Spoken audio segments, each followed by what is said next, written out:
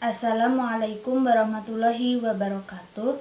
Alhamdulillahirabbil alamin. Assalatu wassalamu ala asrofil anbiya'i wal mursalin wa ala alihi washabihi ajmain amma ba'du.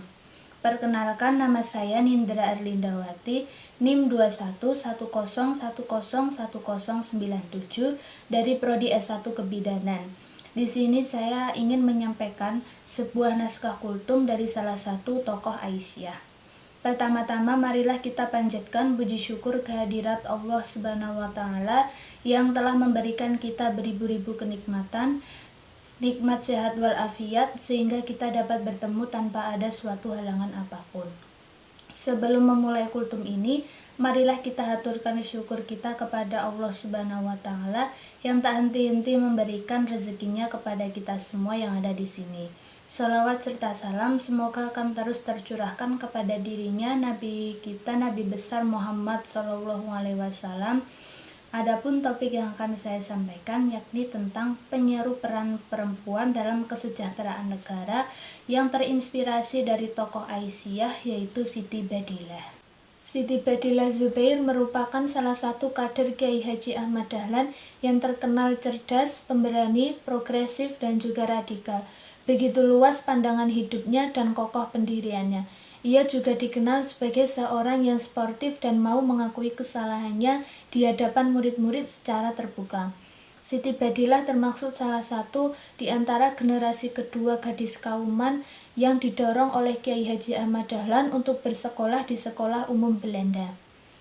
Bersama Siti Zainab, Siti Aisyah, Siti Daujah, Siti Dahlah, Siti Bushiroh, dan Siti Hayinah, ia mengikuti pembelajaran formal di Neutral Meije School di Ngupasan, Yogyakarta, lantaran mendorong dan memberi semangat para gadis kauman untuk masuk sekolah Belanda. Siti Badilah adalah yang termuda di antara teman seangkatan.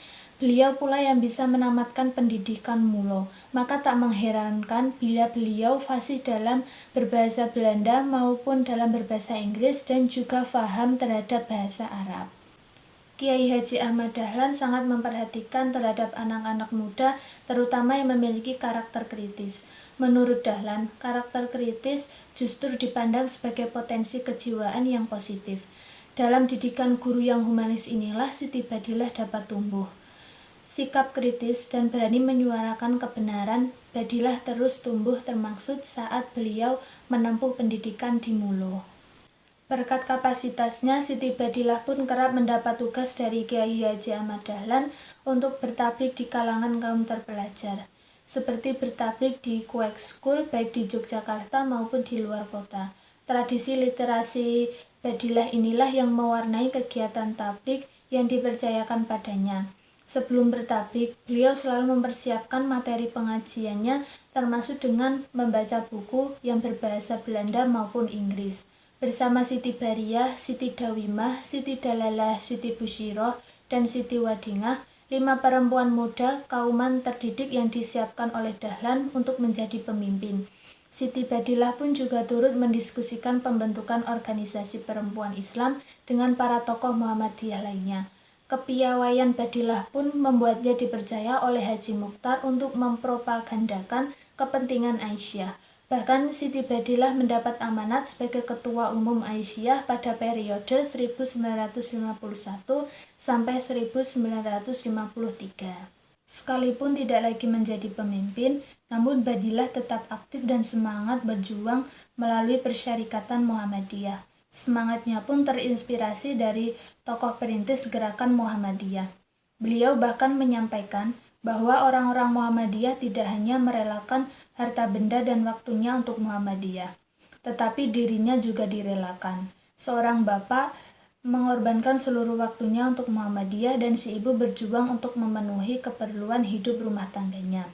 Sebaliknya, bila si ibu yang berdakwah untuk Muhammadiyah, maka si bapak yang mencukupi keperluan rumah tangganya. Badilah pun juga menaruh perhatian besar pada penguatan peran sosial dan kemasyarakatan perempuan. Menurut Badilah, dalam tulisannya yang bertuliskan Wanita dan Sosial, perempuan tidak bisa dipisahkan dari masyarakat karena perempuan juga berjuang atau bertanggung jawab atas keberlangsungan masyarakat yang baik. Badilah pun mendorong peran semua warga untuk mewujudkan kesejahteraan negara.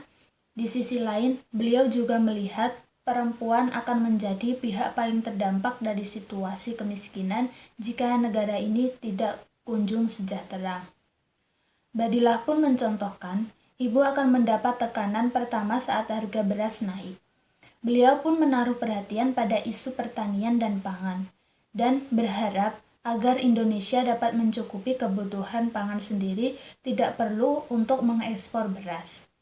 Dari sinilah kemudian Badilah lantas mempublikasikan 2 foto anggota Aisyah yang sedang menanam padi dan bersiap menanam.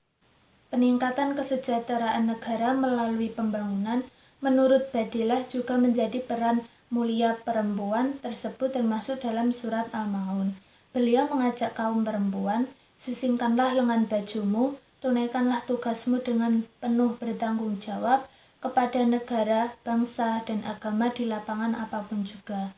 Meskipun begitu, Badilah mengingatkan bahwa dalam pembangunan, menjaga persatuan menjadi hal penting untuk kemakmuran negeri.